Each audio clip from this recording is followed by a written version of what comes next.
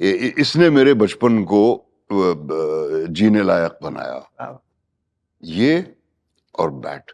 जी। और हमें 3 महीने की छुट्टियां मिलती थी। हम पढ़ते नैनीताल में थे, मेरे वालिदैन अजमेर में पोस्टेड थे, और 3 महीने जाड़ों में छुट्टियां, दिसंबर, जनवरी, फरवरी हम लोग घर आते थे।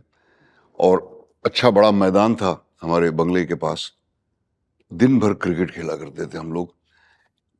लेकिन मेरे वालिद साहब को कभी भी ये नहीं सूझा कि एक क्रिकेट का कोच बुला के इनको थोड़ा इसकी टेक्निक सिखाएं। हुँ। वो ट्यूशन के लिए बुला लेते थे, मैथमेटिक्स के लिए और फिजिक्स के लिए, और मैं मतलब सड़ जाता था कि हम क्रिकेट खेल रहे हैं और वो मास्टर साहब आ गए साइकिल की घंटी बजाते हुए।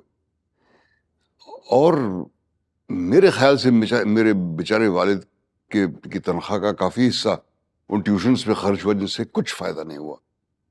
खैर, क्रिकेट और मैंने बहुत सपने देखे मैं क्रिकेट खेल पाऊं, पर मैं क्रिकेट के बारे में सीख नहीं पाया। कोच नहीं मिला कोई। आपको डॉक्टर बनने के लिए फ़ोर्स कर रहे थे। वालिद साहब जो थे वो चाहते थे कि कोई रिस्पेक्टेबल प्रोफेशन होना चाहिए, क्योंकि 2 भाई हैं मेरे बड़े। सबसे बड़े तो आईआईटी में चले गए, दूसरे एनडीए में चले गए, इंजीनियर और फौजी। और फौजी, तो तीसरा तो डॉक्टर ही चाहिए। अब मैंने कहा इतनी मोटी मोटी किताबें मैं नहीं पढ़ सकता। अब मेरी हिम्मत नहीं होती थी उनसे कहने के लिए, सिवाय अपने भाइयों के मैंने किसी से ये राज नहीं बताया कि मैं एक्टर बनना चाहता हूं। ये मैंने 14 साल की उम्र में तय कर लिया था, और शुक्र है कि ये फैसला मैंने उस उम्र में लिया, क्योंकि तब से मैं अपने आप रियाज करता आया हूं। अपनी जो भी मेरी समझ थी उसमें कोई राह दिखाने वाला था नहीं, कोई बताने वाला था नहीं। हमारी फैमिली जिस जगह से है उसका नाम है सरधना, मेरठ के पास है। जी। तो मेरे नाना जमींदार थे, और मेरे 3 मामू थे, चौथे जो थे वो पाकिस्तान चले गए, वो कभी नहीं आए वापस। लेकिन ये तीनों जो थे अलिफ मर्द थे, अल्फा मेल। अल्फा मेल जिसको कहते हैं। और उनको देखकर मैं चकाचौंध हो जाती थी मेरी आंखें। और नाना भी बहुत ही रहीम शहीम, शिकारी, एडवेंचरस किस्म के आदमी। मर्दानगी को बहुत ज्यादा अहमियत दी जाती थी हमारे खानदान में। शिकार जो था वो एक मैटर ऑफ फैक्ट चीज थी। 5 काले हिरन मार के लाना, क्या बात है। पर हमारे खानदान की जो औरतें हैं उनकी पढ़ाई, एजुकेशन नहीं हो पाई, तालीम नहीं पा सकी, जिसका मुझे बहुत गुस्सा है कि क्यों नहीं इतनी दूरंदेशी थी नाना में, कि भाई दुनिया बदलने वाली है। मेरी अम्मी ही को मैं ले लूं, क्योंकि उनको मैं सबसे नजदीक जानता था। अगर वो पढ़ी लिखी होती वो अपनी जिंदगी के साथ बहुत कुछ कर सकती थी। और उनकी बहनें जो थी वो सब के सब बहुत ही काबिल, बहुत ही मोहब्बत भरी, और बहुत ही तूफानी मिजाज की। और मैं सोचता था ये अगर पढ़ी लिखी होती तो ये तो एमडी होती किसी उसकी। जी। लेकिन नहीं, लड़कियां पढ़ती नहीं है। मतलब अभी ही किसी मौलाना साहब ने एक फतवा जारी किया है कि अपनी अपनी बेटियों को स्कूल मत भेजो। अब ये मतलब इस तरह की जो कि अपनी बेटी पर भी भरोसा नहीं है आपको कि वो अकेली स्कूल जा सकेगी हिफाजत के साथ। आप उसको इतना काबिल बनाओ कि वो अपनी रक्षा कर सके। नहीं, दबाना। खैर, let's get back to memories. Sir, एक आपने जो बात की कि आपके घर के अंदर आपके जैसे मामा या फिर आपके पापा भी आपके वालिद साहब हंटिंग करते थे। आपको कभी बोला गया था कि शिकार करो और हाँ हाँ, अच्छा शिकारी अरे बनो? हम तो भाग के जाते थे सुबह 4 बजे उठ के। हाँ, नमाज के लिए उठते नहीं हो। शिकार के लिए उठ जाते हो। और हम लोग फटाक से उठ जाते थे। शिकार का जिक्र आया कि सुबह सुबह सवेरे तीतर मिलते हैं जब सूरज उगता है, बतखें मिलती हैं, हिरन दोपहर के वक्त आते हैं, लेट आफ्टरनून में। ये सब बातें, और मतलब I used to love it.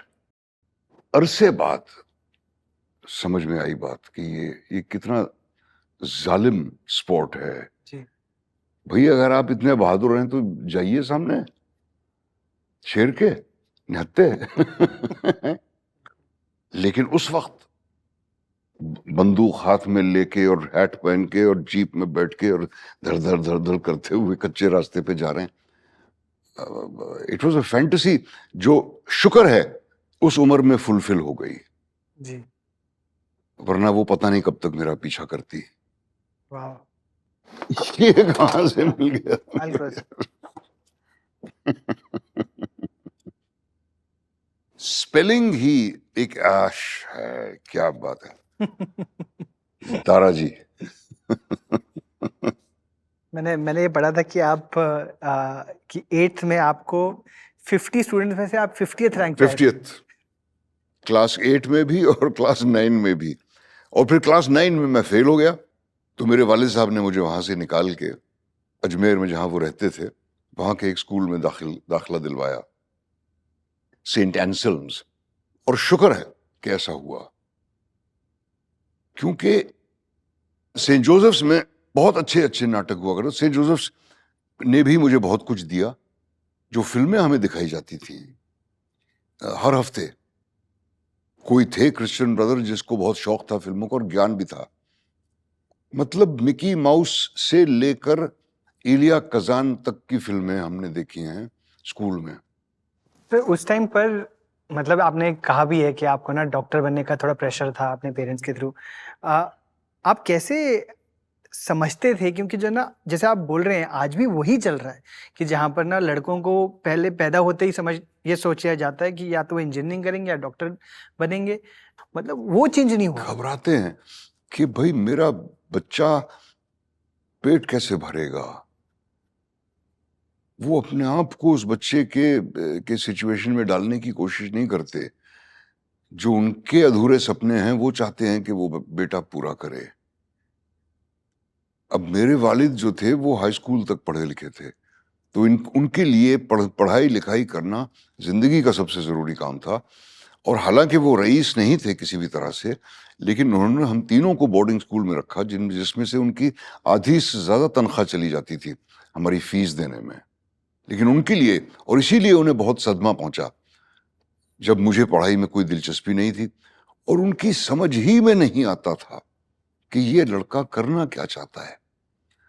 अब आज अगर कोई बच्चा अपने माँ बाप से कहे कि मैं बांसुरी बजाना सीखना चाहता हूं, तो कहेंगे पागल हो गए हो।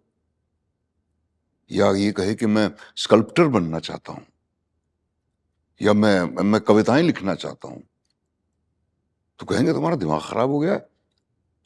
क्योंकि इसलिए नहीं कि वो उस बच्चे के सपनों को कुचलना चाहते हैं, बल्कि इसलिए कि उन्हें फिक्र है कि ये पेट कैसे भरेगा। जी। मेरे माँ बाप को भी यही फिक्र थी कि भाई एक्टर बनोगे तुम, क्या नौटंकी करोगे, क्या करोगे, खाना कहां से खाओगे। मैं कहता था मुझे नहीं मालूम, लेकिन मुझे करना यही है। तो वही इनसिक्योरिटी आज भी है माँ बाप की तरफ से। एक्टिंग जो है वो एक, अब वो स्टिग्मा हट गया है, जी। क्योंकि एक्टरों को पद्मश्री और भूषण और ये सब मिल चुका है और मेंबर ऑफ पार्लियामेंट भी हो गए हैं वगैरह वगैरह, तो इतना स्टिग्मा नहीं है। लेकिन अब ये है कि पढ़ाई की जगह इसको एक्टर बना दो यार, मेरा बेटा पढ़ता नहीं है, इसको एक्टर बना दो। जैसे मेरे पास कोई जादू की पुड़िया है कि मैं उसको खिला दूं और लोग आके आपसे ऐसे बोलते हैं। हाँ। और अच्छा नहीं कर रहा पढ़ाई में तो बच्चे के एक्टिंग सामने, कर। नौजवान लड़के के सामने। और मैं उससे कहता हूँ कि बेटा ये समझ लो, तुम एक्टर बनना चाहते हो, आई विश यू लक। ये याद रखो कि बड़ी मुश्किल राह तुमने चुनी है, और दूसरी बात ये कि पढ़ाई नहीं छोड़ सकते तुम। मेरे पास मत आओ जी। 9वीं क्लास पास करके कि मुझे एक्टर बना दो, क्योंकि लोग समझते हैं कि ये तो ऊपर वाले की देन है। भाई तो मेरी माँ की दुआएं काम आ रही हैं, ऐसा कुछ नहीं है। मेहनत का काम है, मजदूरी का काम है एक्टिंग। कोई आपने बड़ा ही देखा है जो पहले ही दिन आके और लकड़ी काटने लगे और सही काटे? बिल्कुल बिल्कुल। हो ही नहीं सकता। तो इसका भी एक तरीका है, एक तरीका नहीं है, हजारों तरीके हैं। जितने एक्टर हैं उतने अलग अलग तरीके हैं। Thanks for watching. If you enjoyed the video, don't forget to like, subscribe and share.